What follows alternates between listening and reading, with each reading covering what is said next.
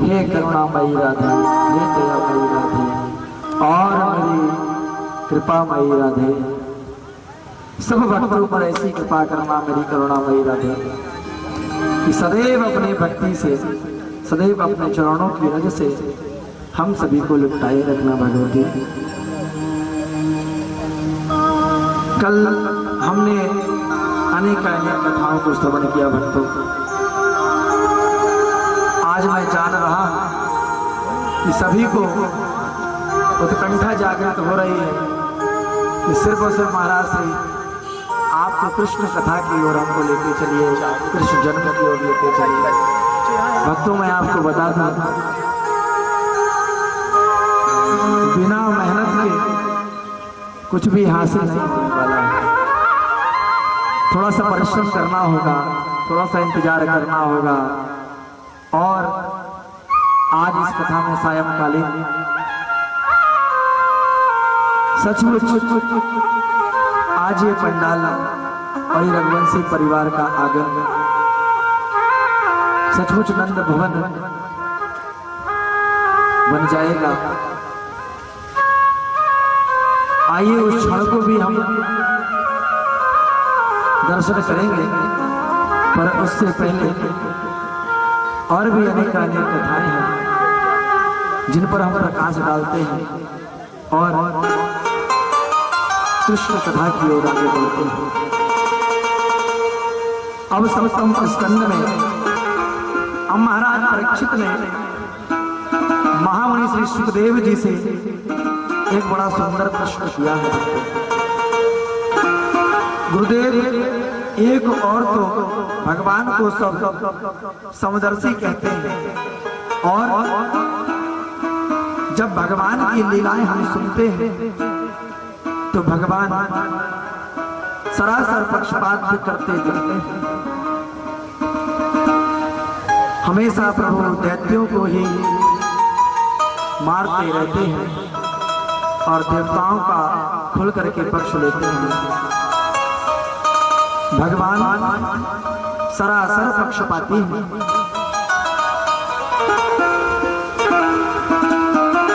तो समदर्शी क्यों कहे जाते हैं परमात्मा?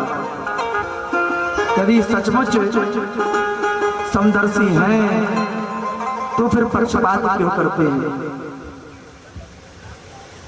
दैत्यों को ही क्यों मारते हैं? श्री सुखदेव जी महाराज प्रसन्न होकर के कहते हैं, बहुत बढ़िया प्रश्न कर रहे हो परीक्षित, अब ध्यान से सुनो। यही प्रश्न तुम्हारे दादा धर्मराज युधिष्ठिर ने भी देव ऋषि नारद जी से किया था।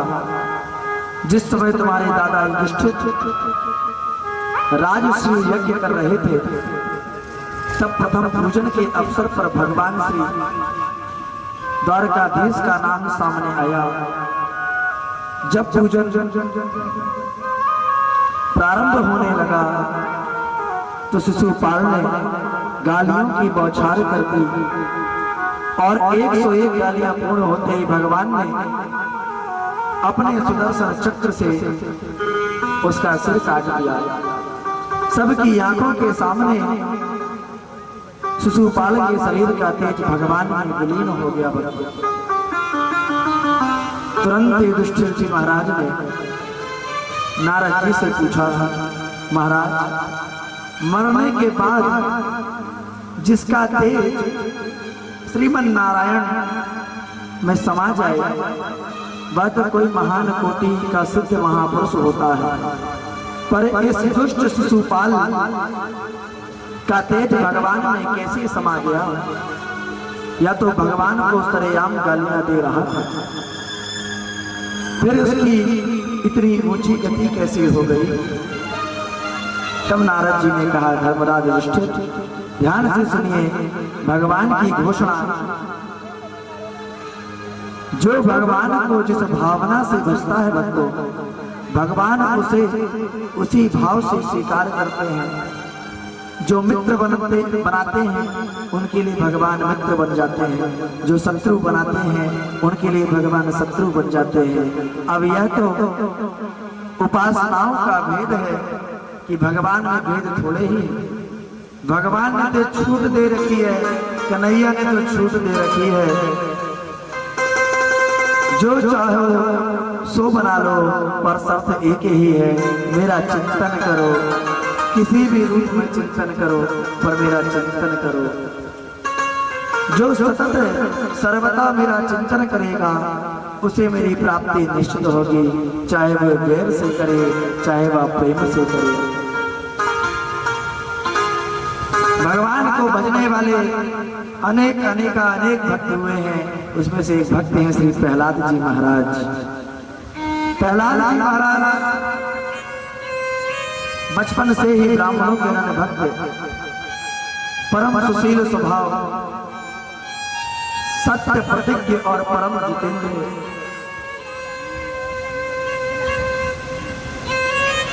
इनका चित्त कभी भी उद्विग्न नहीं होता भक्तों। संसार के व्यसनों में तनिक भी इनकी अभिरुचि नहीं है। एक सम्राट के पुत्र होकर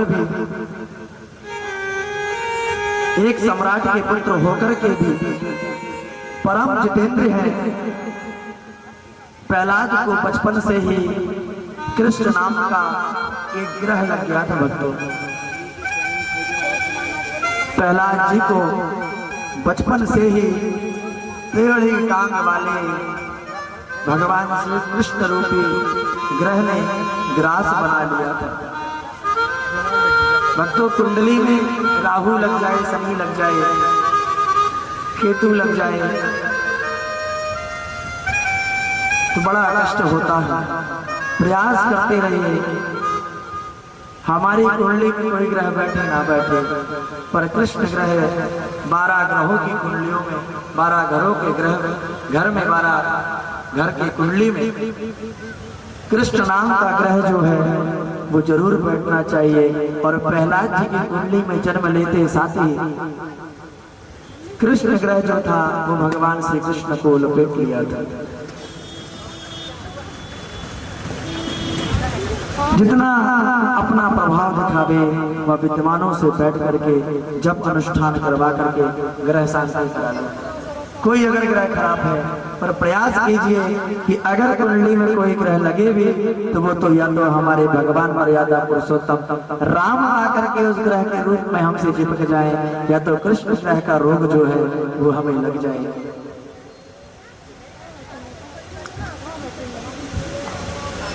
कृष्ण ग्रह आत्मा के लक्षण है भक्तों। प्रायः वो रोता बहुत है, जब भी बैठेगा तो आंखों से आंसू बहाता रहेगा, कभी कभी उच्च स्वर में हंसने लगता है तो कभी कभी मुक्त कंठ गाने लगता है। भगवान का भक्त जो है वो यही याद रखता है, कभी हंसते हंसते भगवान का भजन करता है, कभी रोते रोते भगवान का भजन करता है, पर भगवान का भजन करता ही है। कभी तो मुक्त कंठ गाने लगता है तो कभी खड़े होकर के नाचने लगता है। जगत से अलग ही निराला होता है। दुनिया की दृष्टि में वह पागल ही होता है। जो भगवान का भक्त होगा ना भक्तों, उसको सभी लोग पागल ही कहते हैं। देखो दिन भर भजन ही कर रहा है, देखो दिन भर भगवान का नाम ही गुनगुना रहा है, दिन भर अगरबत्ती जलाता रहता है, दिन भर उसके कई द्वेष उत्पन्न हो जाते हैं, उससे कई लोग द्वेष भावना उत्पन्न करने लगते हैं। पर जो भगवान का सच्चा भक्त होता है वो किसी से डरने वाला नहीं होता है। वो तो रो करके भजे, हंस करके भजे, दुख से भजे, सुख से भजे, वो तो सिर्फ और सिर्फ कृष्ण को और राम को प्राप्त करने के लिए इस धराधाम में आता है और अपनी भक्ति से वह निश्चित तौर से भगवान को प्राप्त कर लेता है। ऐसे ही भक्त हैं श्री प्रहलाद जी महाराज। प्रहलाद जी भी बचपन से ही उनकी भी स्थिति श्री प्रहलाद जी महाराज की यही रही। जब थोड़े बड़े हुए तो राजकुमार प्रहलाद को पढ़ने के लिए अम्बक जी महाराज जहाँ के प्राचार्य हैं, ऐसे हिरण्यकशिपु दानव विश्वविद्यालय में जहाँ दैत्य पुत्रों को ही छल कपट की विद्याएं सुना करके छल कपट की विद्याएं सुना करके सिखाई जाती है, वहां भेजा गया। प्रहलाद जी भी भर्ती हो गए, पर इन पर तो कुछ दूसरा ही रंग चढ़ा हुआ था। इन पर तो कृष्ण भक्ति का रंग चढ़ा हुआ था, इन पर तो कृष्ण भक्ति का रंग चढ़ा हुआ था, इनमें तो भगवा रंग चढ़ा हुआ था भक्तों। तो कैसे ही विद्यालय में क्यों ना भेज दिया जाए, पर जिसके हृदय में जो रंग चढ़ा है वही रंग सामने आता है भक्तों। गुरु जी पढ़ाते कुछ हैं तो वो पढ़ भी लेते हैं और उसे गुरु जी सुना भी देते हैं, पर हृदय गम नहीं करते। या छल कपट की नीतियां उन्हें सुहाती ही नहीं है। गुरुकुल में प्रहलाद जी रहे हैं, पर एक दिन हिरण्यकशिपु उस विद्यालय में आ गया, गुरुकुल में आ गया। बड़े प्यार से अपने पुत्र को हृदय से लगातार प्रीति पूर्वक हिरण्यकशिपु ने प्रश्न कर लिया, बेटा तुमने अब तक के स्वाध्याय काल में उत्तम बात क्या जानी है? सबसे बढ़िया पाठ कौन सा सीखा है? वह जरा हमें भी बताओ। प्रहलाद जी तुरंत बोले, पिताजी बढ़िया पाठ तो जीवन में एक ही सीखा है। बढ़िया पाठ तो पिताजी मैंने जीवन में एक ही सीखा है। पिताजी गृहस्थ जीवन एक अंधकूप के समान है। कुएं में कोई गिर जाए तो बच भी जाएगा, क्योंकि कुएं में यदि पानी हो तो पनघट पर भी कोई भी पनिहारिन पानी के लिए आवे तो वह देखेगी तो बचा ही लेगी। पर प्रहलाद जी के हृदय में तो कुछ और ही समाया हुआ था भक्तों, क्योंकि प्रहलाद जी परम भागवत भक्त थे। इसके लिए अनेक स्पर्श मात्र से हिरण्यकशिपु ये जानते थे कि मेरा पुत्र यहाँ पर अनेक विद्याओं को ग्रहण करेगा। पर प्रहलाद जी तो बचपन से ही उनके हृदय में नारायण नाम का ग्रह जो था वो समाया हुआ था। प्रहलाद जी को हृदय से लगा करके बड़े प्रेम से फिर वही प्रश्न किया कि बेटा प्रहलाद, जरा बताओ अब तक तुम्हारे गुरु जी ने सबसे बढ़िया पाठ कौन सा याद कराया? प्रहलाद जी गुरु जी की तरफ देखने लगे। सुन रहे हो गुरु जी, पिताजी हमसे बढ़िया बात पूछते हैं और हमेशा घटिया ही बात सुनना चाहते हैं। अब बढ़िया पूछ रहे हैं तो बढ़िया ही बोलूंगा पिताजी। अब तो मैंने बढ़िया बढ़िया 9 बातें सीख ली हैं। हिरण्यकशिपु ने सोचा अच्छा 9 प्रकार की कोई नई नई नीतियां सीख करके आया होगा, पर प्रहलाद जी सुना बैठे भगवत जी की नवधा भक्ति।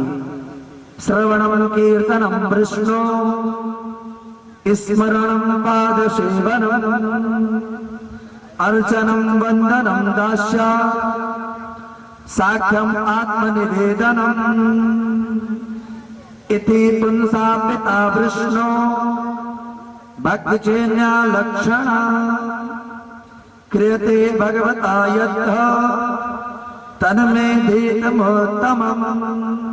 9 प्रकार की भक्ति जो है वो प्रहलाद जी अपने पिता हिरण्यकशिपु को बता रहे हैं कि पिताजी मैंने गुरु जी के विद्यालय में और कुछ नहीं सीखा, मैंने 9 प्रकार की भक्ति सीखी है। श्रवणम कीर्तनम यस्या, श्रवण कीजिए, कथा सुनना भी एक भक्ति है। कीर्तनम, भजन करना भी एक भक्ति है, भगवान को प्राप्त करने का माध्यम है। कीर्तनम विष्णु, कीर्तन भी किसका? भगवान विष्णु का, भगवान राम का। स्मरणम पाद सेवनम, जहां भी रहे जिस भी हाल में रहे सिर्फ परमात्मा का स्मरण करते रहे। भगवान मर्यादा पुरुषोत्तम भगवान कृष्ण के चरणों का स्मरण करते रहे। पाद सेवनम, उनके चरणों का स्मरण करिए, चरणों का ध्यान करते रहिए। अर्चनम, अर्चन कीजिए, भगवान का अर्चन कीजिए। अगर ये फल भी अगर भगवान को चढ़ा रहे हैं तो उनके श्री चरणों में समर्पित कीजिए और कहिए कि प्रभु हमने जो भी आपका अर्चन किया है उसको आप स्वीकार कीजिए प्रभु। अर्चनम वंदनम, जो भी काम कर रहे हैं, जो भी काम हो रहा है उसमें यही कहें हर हाल में प्रभु, हर चाल में प्रभु, हर वेश में प्रभु मैं आपका वंदन करता हूँ। जो कुछ भी आज हो प्रभु वो सब आपकी ही कृपा का प्रसाद है। दास्यम, हे प्रभु मुझे अपने दास का दास बना लीजिए। दासानुकूल दासेना, अपना दास नहीं प्रभु, अपने दास का दास बना लीजिए। अगर आपका कोई भक्त है तो उस भक्त से मुझे मिला लीजिए, वही दासान दासेना। क्योंकि मैं जानता हूं कि आपका दास बनने योग्य मैं नहीं हूं, इतना सामर्थ्य मुझ में नहीं है कि मैं आपका दास बन जाऊं। इसलिए दासान कूलेन दासेन, अपने दास का दास बना दीजिए प्रभु। दास्यम साक्षात आत्म निवेदनम, मैं जो आपसे निवेदन करूं प्रभु आप उस निवेदन को स्वीकार करें प्रभु। ये भी एक प्रकार की भक्ति है। इति पुंसा पिता विष्णु, प्रभु मैं आपको तो देख नहीं सकता, मैं आपको प्राप्त तो नहीं कर सकता, पर भक्ति कहती है कि जो माता पिता, इति पुंसा पिता विष्णु, पिता में भी जो विष्णु का दर्शन कर ले भक्तो वो भी भगवान श्री कृष्ण की ही भक्ति है, भगवान राम की ही भक्ति है। माता सीता एवं भगवान मर्यादा पुरुषोत्तम राम को ढूंढने अयोध्या जाने की आवश्यकता नहीं है भक्तों। बिहारी जी को राधा रानी को ढूंढने के लिए मंदिर मंदिर जाने की आवश्यकता नहीं है, श्रीधाम वृंदावन जाने की आवश्यकता नहीं है, द्वारकाधीश जाने की आवश्यकता नहीं है, जगन्नाथपुरी जाने की आवश्यकता नहीं है। राधा कृष्ण और लक्ष्मी नारायण भगवान मर्यादा पुरुषोत्तम राम और सीता तो आज की डेट में हर घर में विराजमान है। सिर्फ दर्शन करने की लिए उन नेत्रों का होना जरूरी है भक्तों। हर घर में भगवान राम विराजमान है जो कि पिता के रूप में विराजमान है, हर घर में माता सीता विराजमान है जो कि माँ के रूप में विराजमान है। सिर्फ देखने के लिए इन सुंदर नेत्रों को होना चाहिए, इन नेत्रों को आप सुंदर बना लीजिए, इन नेत्रों में उस छवि को विराजमान कर लीजिए। निश्चित तौर से मेरा विश्वास है भक्तों कि ना तो आपको अयोध्या जाने की आवश्यकता है और न वृंदावन धाम जाने की आवश्यकता है। राम और सीता आपके घर में विराजमान है, आपको अपने घर को अयोध्या धाम बनाने की आवश्यकता है, अपने घर को वृंदावन धाम बनाने की आवश्यकता है। घर में भगवान तो है पर मंदिर नहीं है। घर में भगवान जो विराजमान है उस घर को घर नहीं मंदिर बनाने का प्रयास कीजिए भक्तों। और मंदिर में जो मूर्ति माता और पिता के रूप में विराजमान है उनको स्थापित करके उनका पूजन करिए। निश्चित तौर से आपका कल्याण होगा, आपकी समस्त मनोकामनाएं पूर्ण होगी।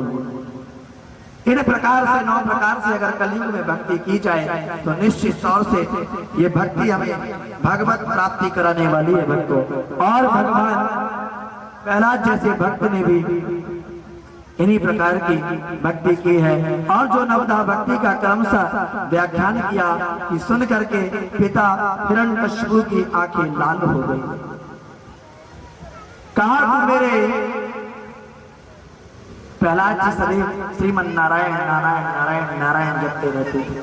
हिरण्यकशिपु कहते हैं पुत्र तू मेरे दुश्मन का नाम जपा जा रहा है, तू मेरे दुश्मन का नाम जपा जा रहा है। तब हमें इस बात को सुनकर के गोस्वामी तुलसीदास जी महाराज मानस में कहते हैं कि जिंदगी रहेगी जब तक, जिंदगी रहेगी जब तक फुर्सत न होगी काम से। और भक्तों मेरे प्यारे माताओं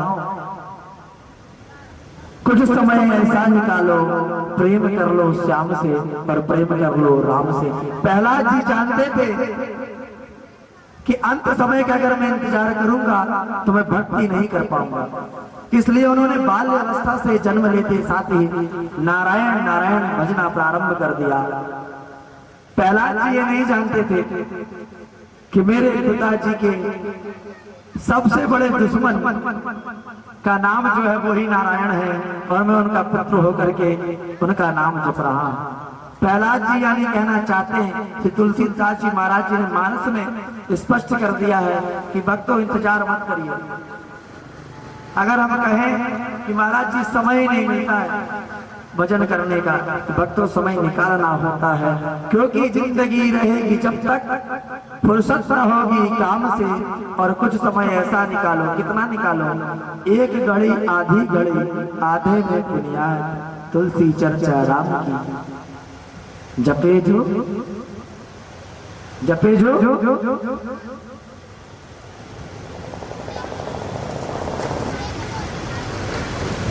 तुलसी की चर्चा राम की चर्चा। मैं ये नहीं कह रहा 4 घंटे बैठ करके कथा सुनिए, एक घड़ी आधी घड़ी आधे में बुनियाद तुलसी चर्चा राम की कटे कोट अपराध। 24 घंटे में आधा, एक घड़ी आधी घड़ी, 24 घंटे का आधा 12 घंटे भी नहीं जपते तो 6 घंटे, 6 भी नहीं जप सकते तो 3 घंटे, 3 भी नहीं जप सकते तो 1.5 घंटे और 1.5 घंटे भी नहीं जप सकते तो उसका भी आधा आप लोग मोबाइल में कर लीजिएगा कि कितना होता है। अगर 1 सेकंड भी अगर भगवान का नाम 24 घंटे में मुख से निकलता है भक्तों तो वो भी कल्याण करने वाला होता है। ये मैं व्यासपीठ से नहीं कह रहा कि श्री तुलसीदास जी महाराज ने मानस में लिख दिया कि एक घड़ी आधी आधा में पुण्याद, उससे भी आधा। और किसी भी हाल में रहो, किसी भी हाल में रहो पर भगवान को मत भूलो, भगवान को जपते रहो, भगवान का गुणगान करते रहो। क्योंकि भक्तों इस जिंदगी का कोई ठिकाना नहीं है कि कब टिकट कट जाए, कभी यमराज जी लेने के लिए आ जाए, कोई भरोसा है? कोई भरोसा नहीं है कि जिंदगी कब चली जाएगी। इसलिए भजन करते रहिए, ये जो जीवन मिला है। कल भी हमने कहा था कि जीवन का कोई ठिकाना नहीं है। जब श्री हिरण्यकशिपु जी ने यह सुना कि मेरे पुत्र ने गुरुदेव के आश्रम में रह करके मेरे सबसे बड़े दुश्मन नारायण के नामों को भज रहा है, हिरण्यकशिपु को अत्याधिक क्रोध हुआ और बुआ जी होलिका के हाथों में भगवान प्रहलाद को हिरण्यकश्यप ने सौंप दिया। अब होलिका जी कहती हैं, बुआ जी कहती हैं कि हे मेरे प्रहलाद, नारायण जपने से क्या होगा? प्रहलाद जी कहते हैं कि हे बुआ जी, आप ये पूछिए कि नारायण जपने से कौन सा काम नहीं होगा,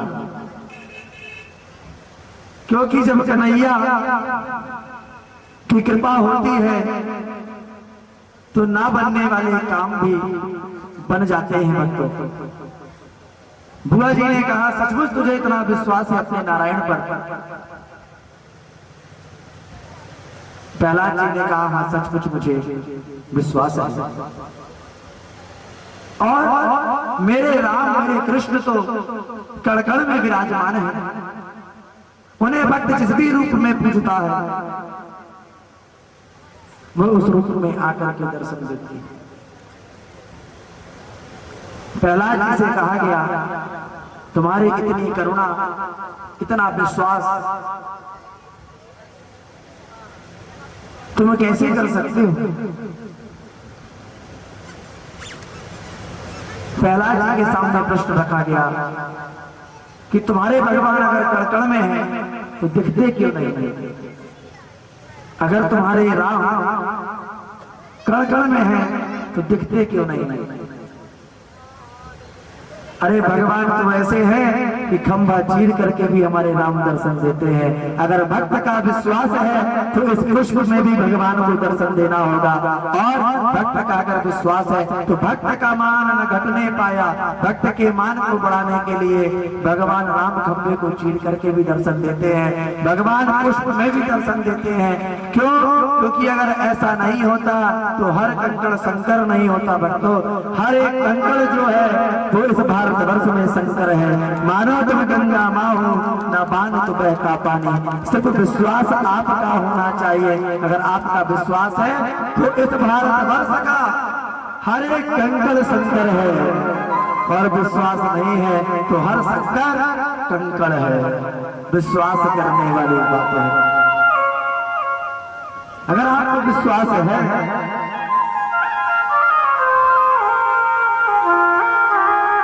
क्योंकि पूरे श्रीमद् भागवत कथा में हर जगह ये भक्ति और भगवान की ही कथा है। भगवान ने सभी जगह 18 पुराणों को उठा करके देख लीजिए। भगवान ने किसी ना किसी रूप में आकर के अपने भक्त का मान रखा, भक्त का मान घटने नहीं दिया भक्तों।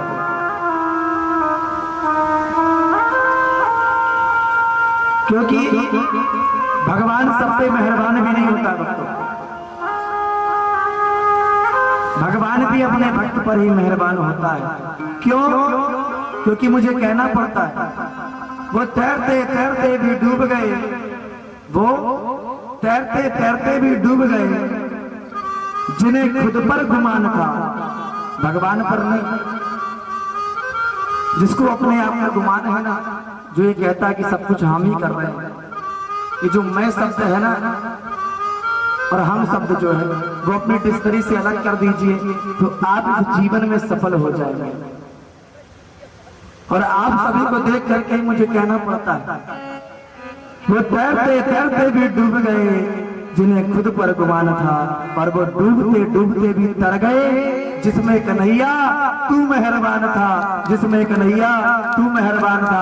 तो प्रयास कीजिए कि आपको अपने आप पर गुमान ना हो, आपको इस कन्हैया पर की मेहरबानी आप पर हो। और सचमुच अगर आप किसी भी मार्ग पर डूबने लगेंगे तो भी कर गए जाएंगे। क्यों?